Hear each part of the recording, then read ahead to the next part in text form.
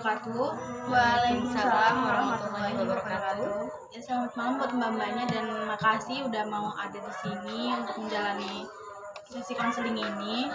Ya, saya ingin mbak-mbaknya untuk memperkenalkan diri terlebih dahulu dari mbaknya. Ya, perkenalkan, nama saya Dewi Amanda Oktaviola. Biasa dipanggil Mbak Dewi. Oh, oke, Mbak Dewi. Ya, Mbak. Selanjutnya Mbak Rastinova Viola. Biasanya dipanggil siapa, Mbak? Latifah. Latifah. Baiklah, di sini sebelumnya saya ingin menanyakan apa Mbak Dewi dan Mbak Latifah ini lagi ada masalah atau ada beban pikiran atau apa, bisa cerita ke saya dan insya Allah saya bisa bantu untuk menemukan solusi untuk masalah mbak-mbaknya. Jadi siapa yang mau cerita duluan? Boleh dari saya dulu ya. Iya, dari Mbak Dewi. Jadi minggu lalu saya habis ada masalah sama ex mantan, terus berujung ke pisah. Nah itu tuh bikin saya jadi kayak jadi males ngapa-ngapain, bad mood, terus pokoknya kayak semua kegiatan tuh kayak saya tuh ngelakuinnya dengan kayak males gitu loh, karena hati saya tuh kayak masih kesel gitu. Jadi masih sakit hati gitu. Iya. Ada nggak dampak yang menurut Mbak Dewi ini besar banget gitu di keseharian Mbak, atau Mbak ngelakuin hal yang negatif gitu? Oh, kalau negatif kayak yang menjerumus ke kayak yang kayak gitu enggak sih, cuman kayak potong rambut atau kayak nggak mau bersosialisasi sama orang-orang, kayak mau sendiri aja gitu. Oh, jadi lebih tertutup. Iya, ya sekarang. benar. Oke, selanjutnya Mbak Latifah. Kalau Mbak Latifah masalahnya apa, Mbak? Saya ini punya masalah, lebih tepatnya sama ibu saya di rumah. Saya dari kecil tuh kurang perhatian dari ibu saya, karena yang ngurusin saya dari kecil itu ayah saya.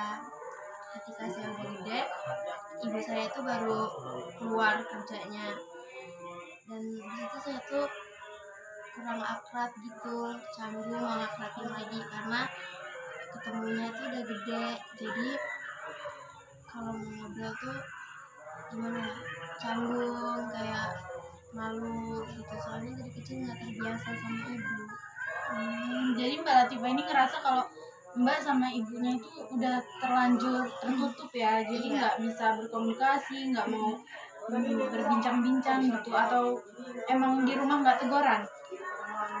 Kalau sekali ngomong tuh kayak seperlunya aja, kayak misal disuruh atau suruh bantu, kayak gitu aja sih. Jadi nggak pernah ngobrol gitu ya, yang benar-benar kayak ibu sama anak gitu? Iya. Nggak pernah, tertutup banget ya.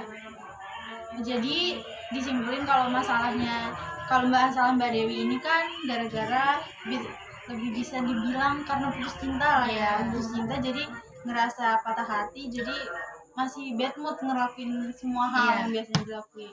Sedangkan kalau Mbak Latifah ini masalahnya sama ibunya yang nggak bisa berinteraksi atau kurang deket lah. Oke. Jadi kalau Mbak Dewi sendiri kan tadi bilang sampai potong rambut segala macam. Mbak, apa yang dirasain setelah Mbak potong rambut itu? Apa ngerasa lega atau malah ngerasa makin terpuruk gitu? Iya, kayak enak aja gitu potong rambut, kan kayaknya buang sial gitu ya, kalau orang bilang buang sial, yang lebih tenang aja gitu.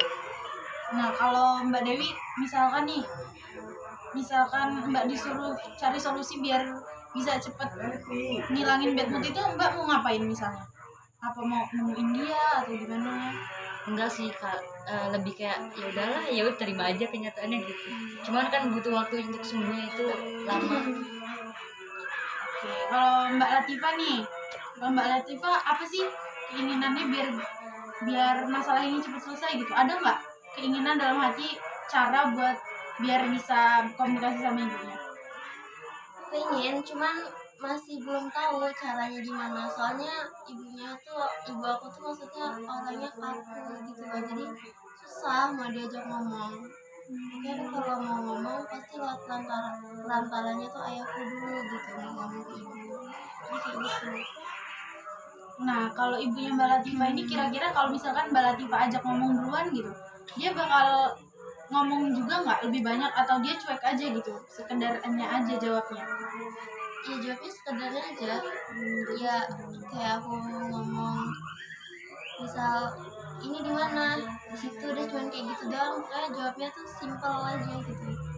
Jadi bener-bener cuek, nggak ada obrolan lebih gitu ya.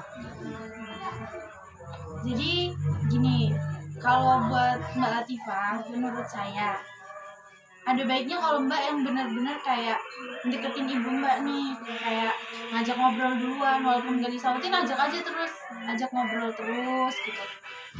Nanti lama-kelamaan ibu Mbak ini bakal mencair juga gitu loh, lama-lama bakal ngikutin juga. Kira-kira Mbak berani nggak ngelakuin itu?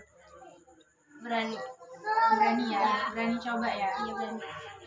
Nanti dicoba di rumah. Kalau untuk Mbak Dewi beneran emang udah lega nih. Iya, sudah ada tempat cerita, tempat berkeluh.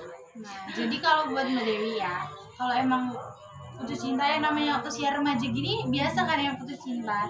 Nah kalau menurut saya Mbak Dewi lebih fokusin aja dulu, kayak sekarang mau sekolah dulu gitu. Kalau cinta-cintaan ya wajar, cuma nggak usah sampai apa ya, bikin diri ini tertutup sampai nggak main atau nggak ngelakuin hal-hal yang biasa dilakuin gitu. Kira-kira Mbak misalkan ketemu dia gitu, Mbak berani nggak? Atau sekedar papasan gitu? Ya berani sih. Berani Udah ya? kayaknya udah ya, udah nggak ada masalah gitu ya, udah masalah lalu gitu. Iya kan bisa jadi teman. Iya.